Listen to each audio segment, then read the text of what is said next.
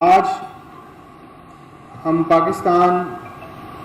کی حکومت کی طرف سے پیش کردہ بجٹ سننے کے لیے فیصل آباد chamber of commerce and industry میں اکٹھے ہوئے تھے۔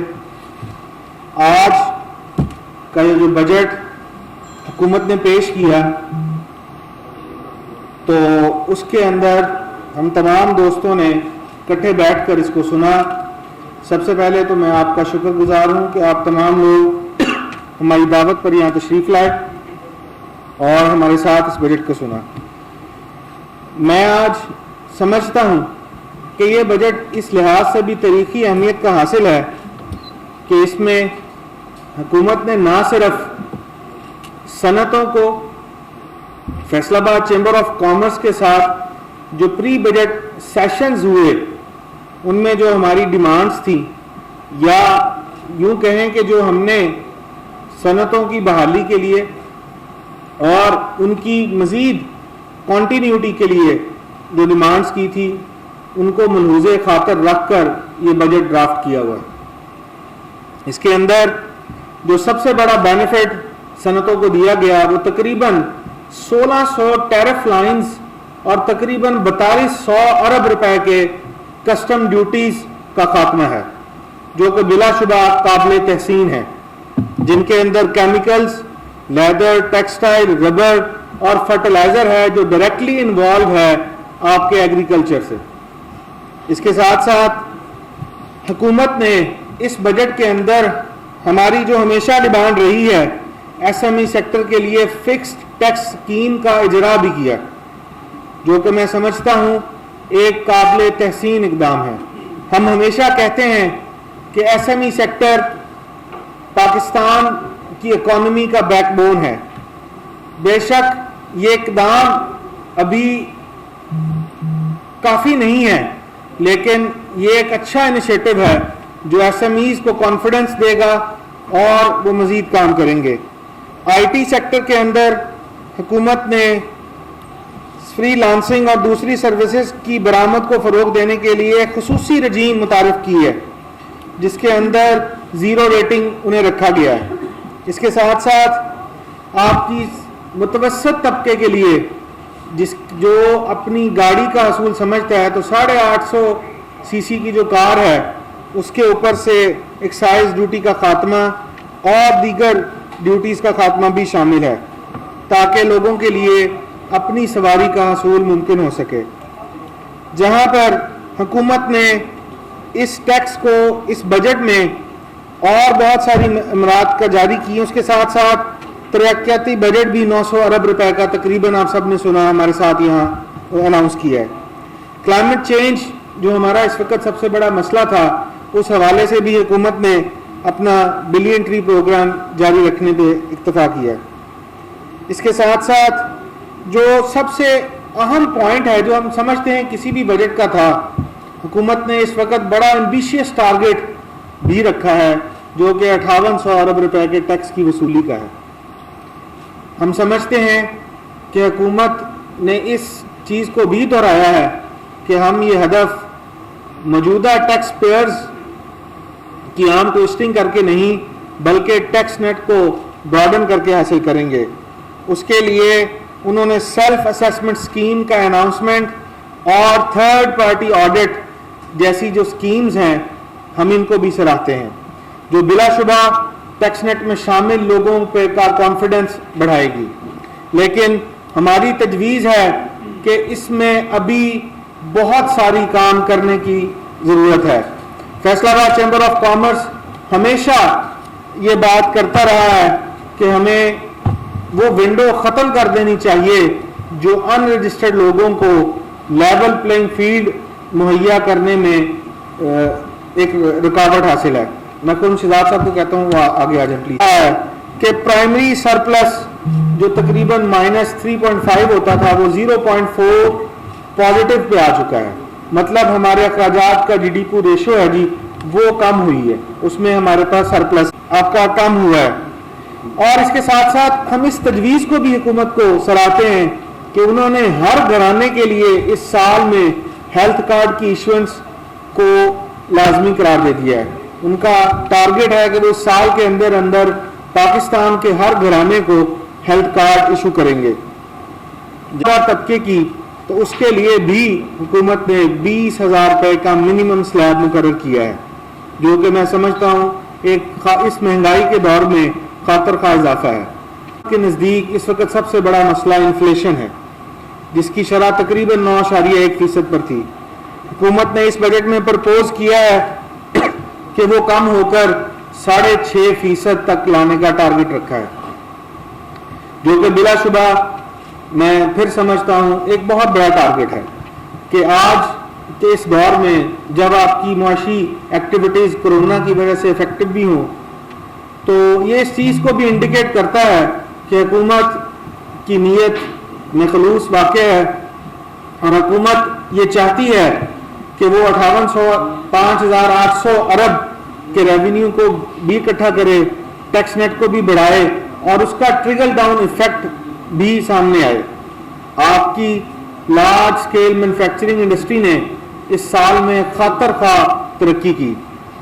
تو اس کو ایفیکٹ کو دیکھتے ہوئے ہی حکومت نے آج سیلری کلاس کی سیلریز بڑھائیں, تاکہ جو لوگ پیسہ بنا رہے ہیں وہ نہ صرف ایکسچیکر میں اپنا شیئر دیں, بلکہ اس ملک کا وہ طبقہ میں جو سمجھتا ہوں جس کا حق ہے اس کو بھی فیسیلیٹیٹ کیا. آئے ہیں آج کی تقریر میں, تو یہ بلا شبہ ایک صنعت دوست بجٹ کہلا سکتا ہے. اگر ہم اس میں کامیاب ہو گئے کہ ہم اپنی صنعتوں کو ترقی کے راستے پر لے چلیں, تو اس کے ٹریکل ڈاؤن ایفیکٹ کے طور پر شاید وہ دن دور نہیں جب ہمارے ملک کا ہر طبقے کا شخص اپنے آپ کو بہتر زندگی میں ڈال سکے گا اور عام انسان کی زندگی آسان ہو سکے گی. اس چیز میں یہاں پر میں اس بات کا بھی تذکرہ کرتا جاؤں کہ جو IMF کے پریشرز تھے کہ بجلی کے نرخ بڑھائے جائیں, ان کو بھی حکومت نے یکسر نظر انداز کر دیا اور بجلی میں مزید نرخ نہیں اضافہ کیا. ہم اس کے ساتھ ساتھ جہاں پر حکومت نے اس بجٹ میں کافی اپریشیٹیبل کام کیے, لیکن اس کے ساتھ ساتھ ہم ہسٹری کو دیکھتے ہوئے اس چیز کی بھی توقع کرتے ہیں کوئی منی بجٹ نہیں آئیں گے, اور اسی بجٹ کو ہی پورے سال پر رکھا جائے گا, تاکہ ملک, کیونکہ اس وقت ملک میں اگر ہم انڈسٹری کی بات کریں تو انڈسٹری صرف ایک ہی صورت میں چل سکتی ہے جب آپ کنٹینیو انڈسٹریل پالیسی لائیں. چھوٹے چھوٹے 3-3, 4-4 ماہ یا 6-6 ماہ کی پالیسیز کے حوالے سے انڈسٹریلسٹ یا انویسٹرز یہاں پر نہیں آ سکتے. یہاں کا فیصل آباد کیونکہ ایک انڈسٹریل شہر ہے, اور فیصل آباد میں پاکستان کا سب سے بڑا SEZ بھی موجود ہے, تو اس حوالے سے جو SEZs کی مراعات ہے اور SEZ کی ایک اسپیشل اکنامک زون اتھارٹی کا قیام کی منظوری کے لیے بھی جو حکومت نے تجویز دی ہے, ہم اس کو بھی سراہتے ہیں. اس کے اندر ٹرن اوور ٹیکس کی ریشو کو بھی 0 کر دیا گیا ہے, جو میں سمجھتا ہوں کہ انڈسٹری کے حوالے سے ایک بلا شبہ بڑا اچھا اقدام ہے. ہاؤسنگ سیکٹر کی بات کریں یا انڈسٹریل سیکٹر کی بات کریں تو لوگوں کو گھروں کی اویلیبلٹی کے لیے بھی حکومت نے سستے گھر فراہمی کرنے کے لیے وعدہ کیا ہے. ہمارے ملک کی آبادی کا تقریباً 60% زراعت سے منسلک ہے, تو کسانوں کو بھی قرضہ جات کی فراہمی کے لیے حکومت نے ایفرٹ کی ہے, لیکن ہم سمجھتے ہیں کہ یہ قرضوں کی جو اماؤنٹ رکھی گئی ہے اس کو ری وزٹ کرنا چاہیے, کیونکہ اگر کسی نے ٹریکٹر خریدنا ہو یا زرعی مشینری خریدنی ہو تو 2 لاکھ روپے کا بلا سود قرضہ ناکافی ہے.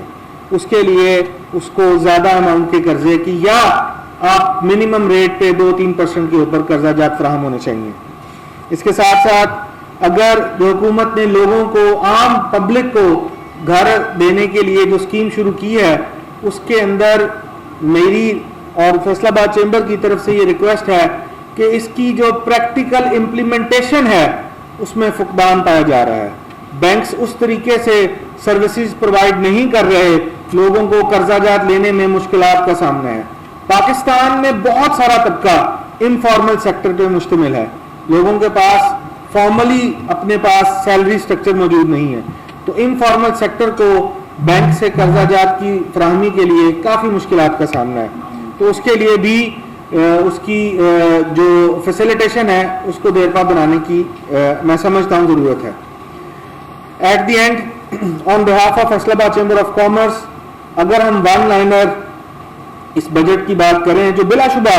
फैसलाबाद चैम्बर ऑफ कॉमर्स यहाँ बैठकर हम बहुत देर बाद सोच रहे हैं, शायद ऐसा बजट कुछ देर पहले आ जाता तो हम इसे एक सनत दोस्त बजट कह सकते हैं, क्योंकि अगर